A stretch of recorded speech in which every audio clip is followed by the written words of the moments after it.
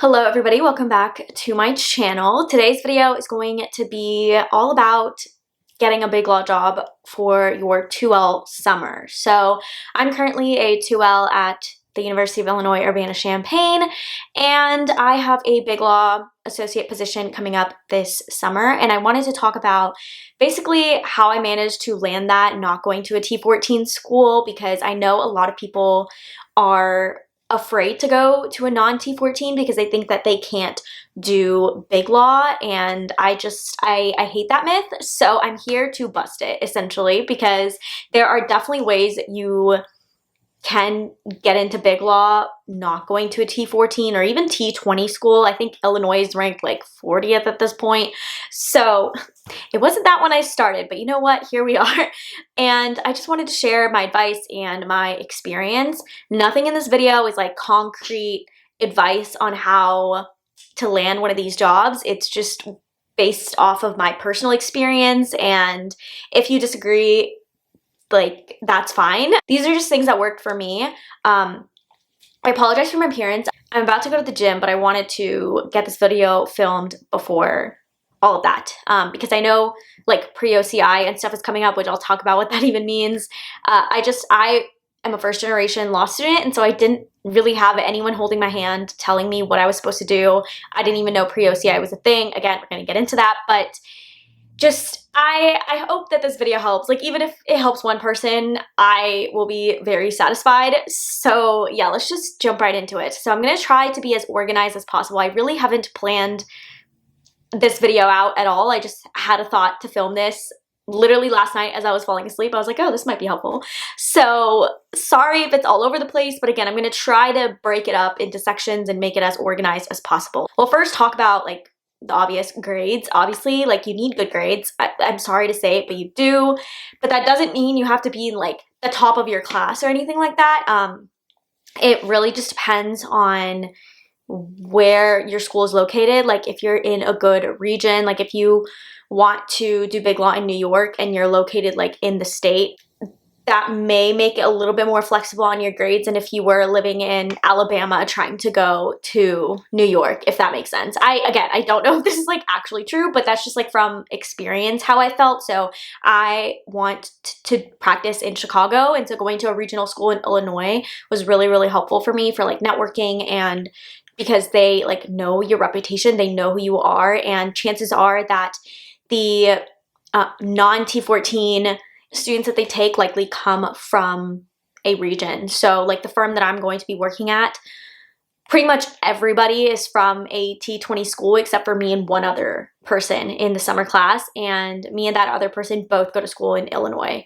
I think the other person's like from Loyola, Chicago, so they're like even more in the city, and I'm just kind of out here in Champaign, Illinois, and I still managed to land a job at the firm. So that kind of gives you a little bit of insight. So if you are in a good, like solid regional school for where you want to practice law, that's already a little bit more flexible, but you still need like decent grades. And I hate that. I hate that I have to say grades are important, but they are if you want to do big law. I think for Illinois, I'd say like top third is typically what I've seen go into big law, at least from my experience in my like 2L class. It's what I've seen.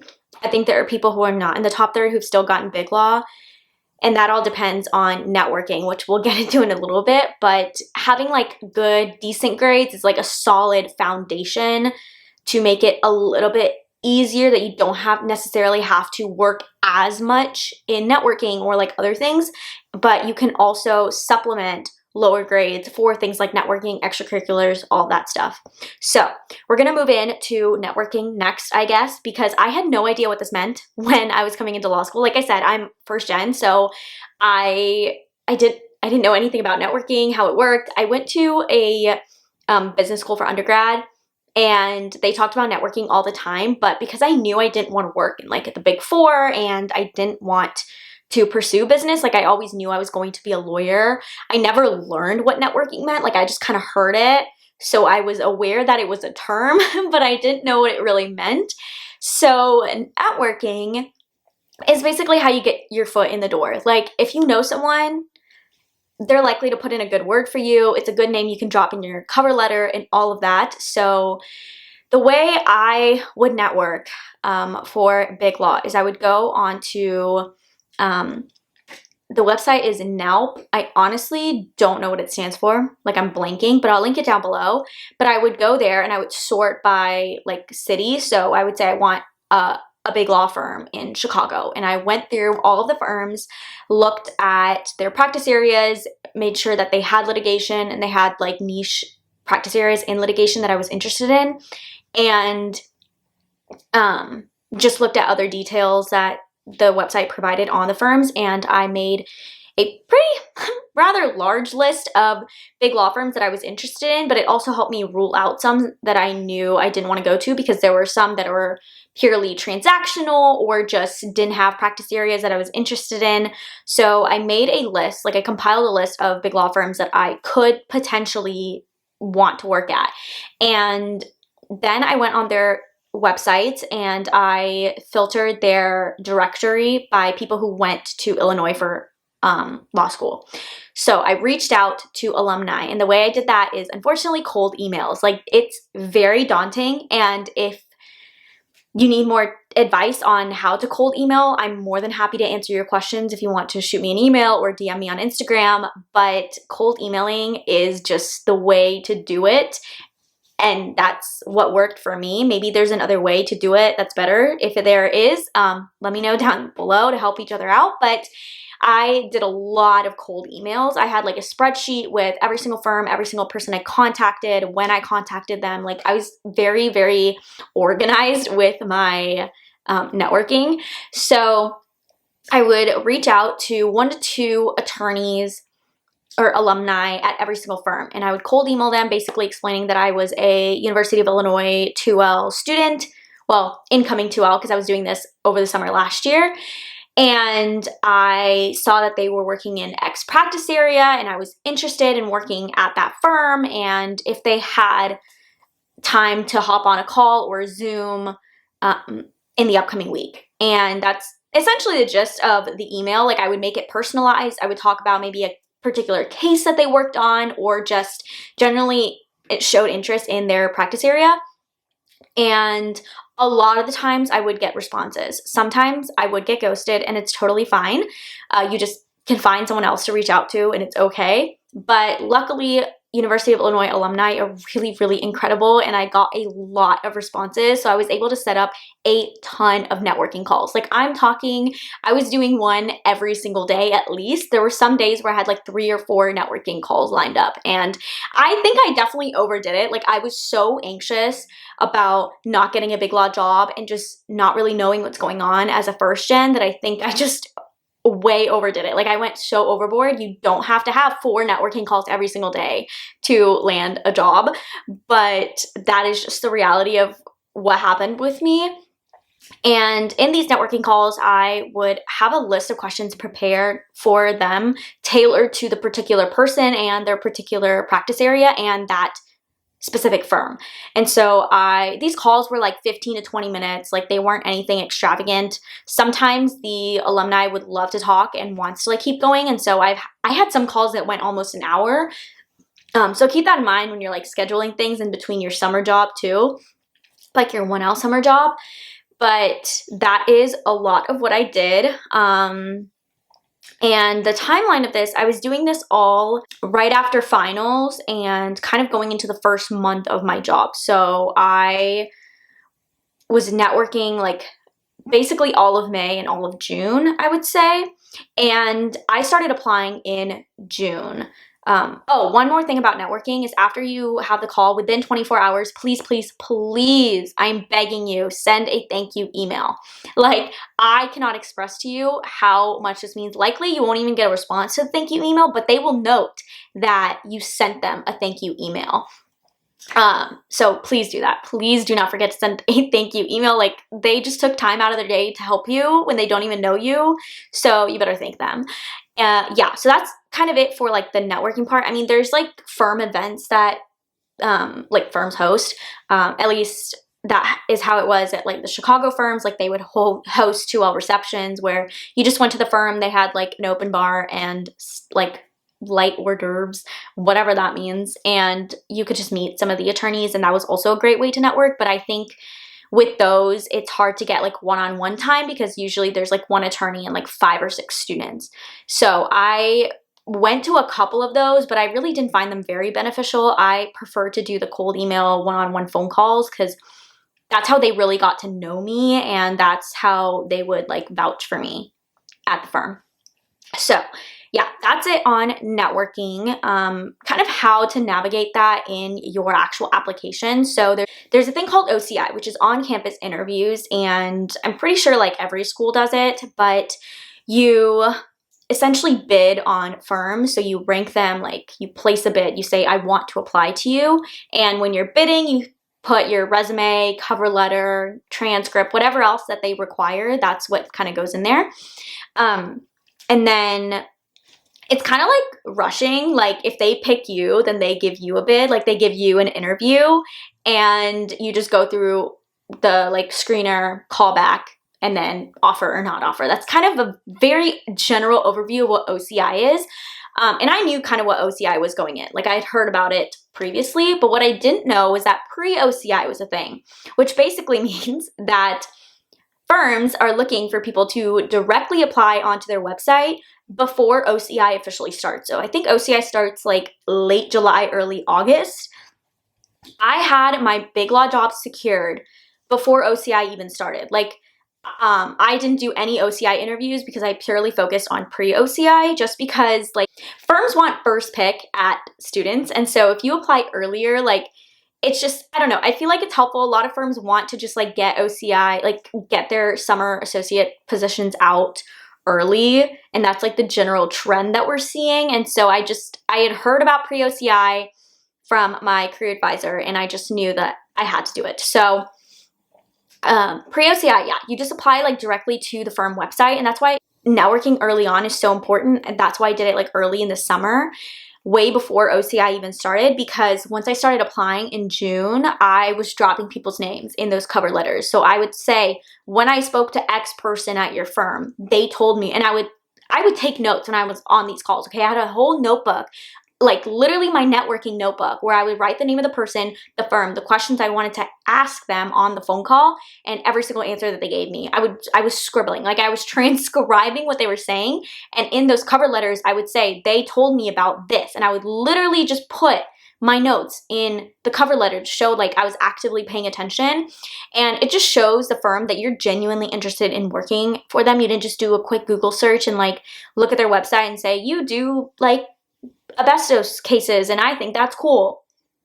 Like, no, you like took in the time to talk to people at the firm, and even if, especially if you talk to multiple people at the firm, drop all their names. Like I did that a lot, and it's like that extra step. And I don't know how it is on like their end, but I would assume that if they saw someone's name, they would then go to that person and say, hey, did you talk to X student? What'd you think? And hopefully all your conversations are like going relatively well, and likely, especially because you're in like going to the school that they're an alum for, they're like, oh my God, yes, like I want more Illinois students. So I would assume that they put in a good word, and it just, again, it gets your foot in the door, gets you that interview, because that's what I feel is like the hardest obstacle with non-T14 school students is if they see a T14 school name, like you're probably already going to get an interview. Like it doesn't matter if you haven't talked to anyone there, but the way you get that interview to show you are a deserving candidate and you belong there, and to show them how incredible and amazing you are, you need help at a non-T14 school. And that's the reality of things. That's how life works, unfortunately. So I think that's why networking is so important. It gets you that interview. Now, what you do with that interview is your own thing. Like, and we'll talk about interviews in a second, but I think networking is it's so important. And that's kind of how like cover letters play into your application. That's how you get, hopefully, an interview. There are interviews called screeners, and then there are interviews called callbacks. So screener interviews are relatively short. They're like 15, 20 minutes, usually just with 1 or 2 people at the firm. And it's basically to rule out any weirdos and like just like bad vibes. So typically, like, I've seen a lot of people get callbacks from screeners as long as your screener goes relatively well. And so in the screeners, they will typically ask just very like basic general questions. About like why you're interested in the firm, and they'll usually ask you questions directly from your resume. So make sure you have read your resume beforehand and you remember what you put on there, because it's very awkward when they ask you about something and you completely forgot what you did like 3 years ago at that one place you worked at. So review your resume before you go into your screeners. But those, like, it's very important to just be yourself and show genuine interest in the firm, and also ask questions. This goes for screener, this goes for callbacks. Like any interview you have, please have questions prepared to ask them. Like I cannot tell you how bad it looks when they ask you, do you have any questions for us? And you say, not at this time. Like, if I was an interviewer, automatic goodbye. Like, we're putting this resume away. We're not giving them a call back. So please, please, please have questions prepared for your interviewers. Look into the people. Like, usually the firm will tell you who is interviewing you beforehand, like 24 hours beforehand. Google them. Look their name up in the firm directory and find out what cases they worked on, what they're interested in, anything that you have in common.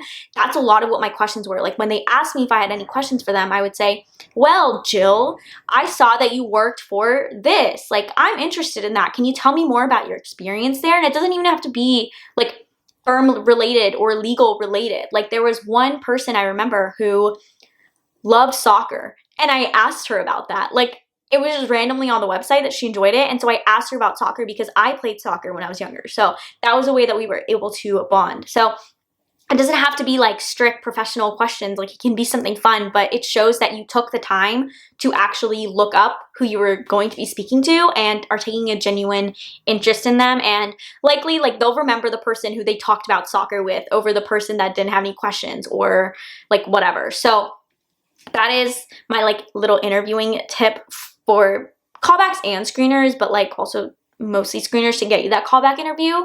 Now, callback interviews are rough because they are genuinely a marathon. A lot of the times you will have interviews back to back with people at the firm for about like 20 to 30 minutes.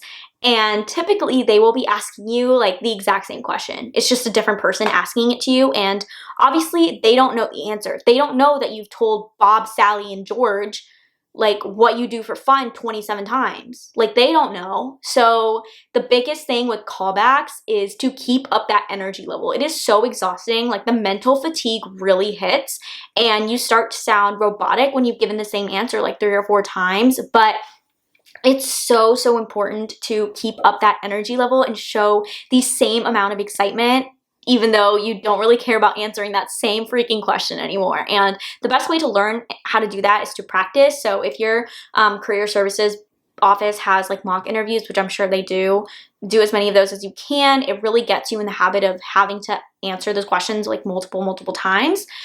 So that is my biggest thing with callback interviews, just keeping up the energy level. Again, having good questions to ask every single interviewer,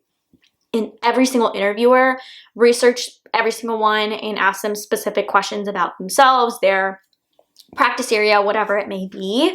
And for screeners and callbacks, again, thank you email. Please, within 24 hours, individualize email to every single interviewer. Do not like CC every interviewer and just say a generic thank you.